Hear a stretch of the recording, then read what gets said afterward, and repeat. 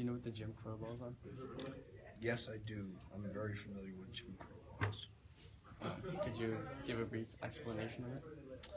Okay, well, a brief explanation of Jim Crow laws is the doctrine that created separate but equal. Okay, basically creating two facets of life. That. Yeah.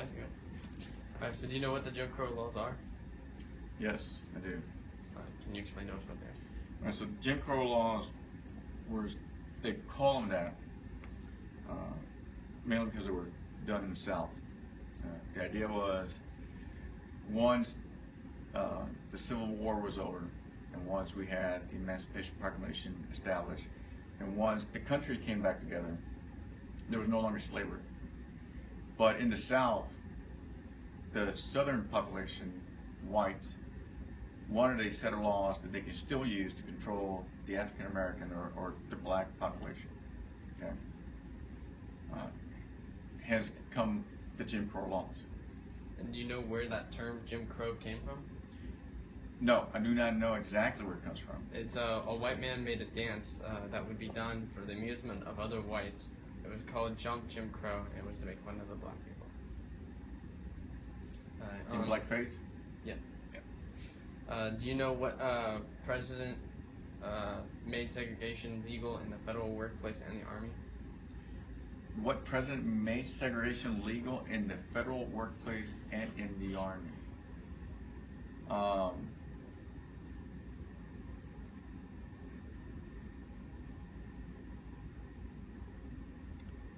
Not 100% sure.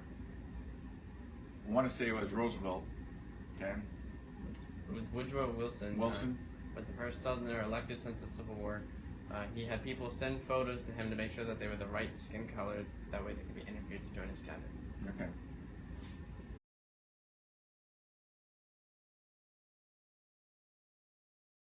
Controversial president. He doesn't have a very good. The people don't have a very good opinion of him as a president.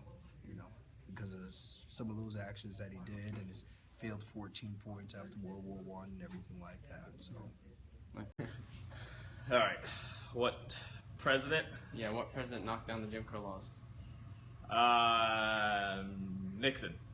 No, it was Harry Truman started to knock down the laws to make 2 executive orders overturning Wilson's segregation of the military and the federal workplace. Okay.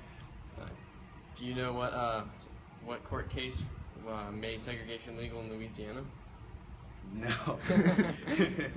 It was Plessy versus Ferguson. That's where the term separate but equal came from. Federal troops enforcing a court order integrated the University of Alabama today. 2 Negroes were admitted, but only after Governor George Wallace had carried out his symbolic threat to stand in the schoolhouse door. Governor Wallace, I take it from that statement that you're going to stand in that. What's going on? Coons are trying to get into school. Coons! Well, raccoons trying to get on our back porch. Mama just chase them off with a broom. Not raccoons, you idiot niggas. And they want to go to school with us. With us? They do? Shortly after Governor Wallace had carried out his promise to block the doorway, President Kennedy ordered the Secretary of Defense then to use military force. Here by videotape is the encounter by General Graham, commander of the National Guard, and Governor Wallace.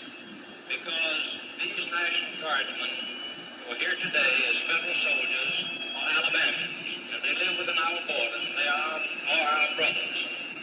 We are winning in this fight because we are awakening the American people to the dangers that we have spoken about so many times, which is so evident today.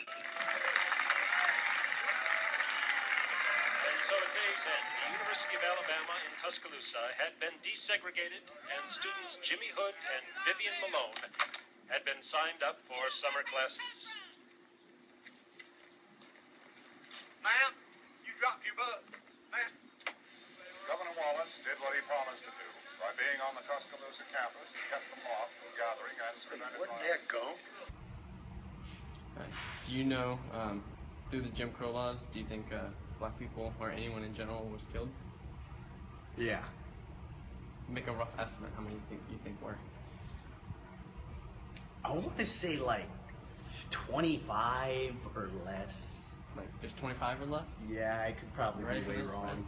There were about 3,959 black men, women, and children who were killed through lynchings because they protested the Jim Crow laws. Yeah, okay, 25 was a little bit off. Okay.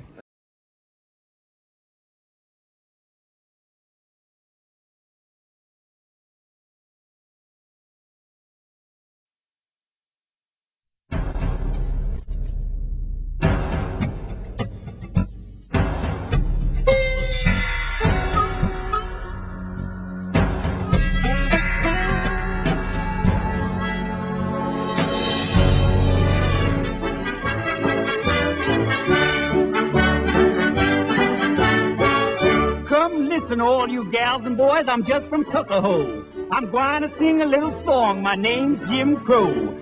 Wheel about and turn about and do just so. Every time I wheel about, I jump Jim Crow. I went down to the river. In 1836, Jim Crow is born. He begins his strange career as a malicious minstrel caricature of a black man, created by a white man to amuse white audiences.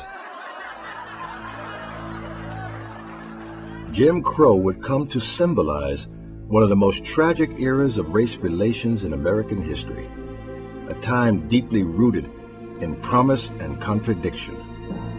1865, 4 million Americans, slaves simply because they were born black, were now free.